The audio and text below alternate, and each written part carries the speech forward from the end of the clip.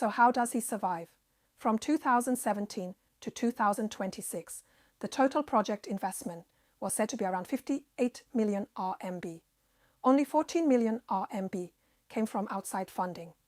The remaining 44 million RMB came from his own work, live streaming, e-commerce, and paid broadcasts earned bit by bit. At the hardest point, staff were only being paid 3,000 RMB a month.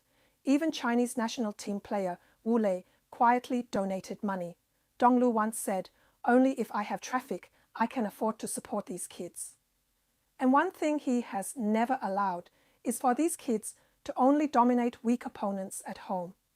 Over 9 years, his teams have played over 200 international matches against youth systems from clubs like Real Madrid, Barcelona, and Dortmund.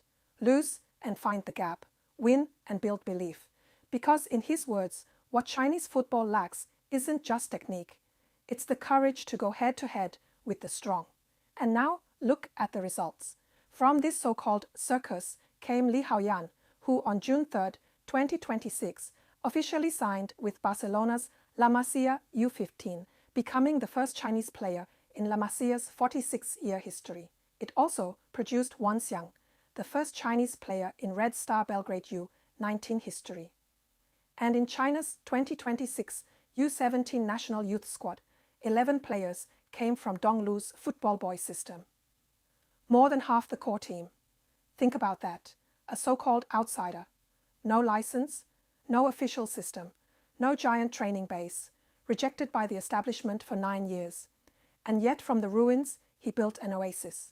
A group of 12-year-old Chinese kids flew across the world, played at the doorstep of Europe's top academies, won all 7 matches, scored 21 goals, and conceded only 2. Chinese state media called it a milestone breakthrough for grassroots youth training.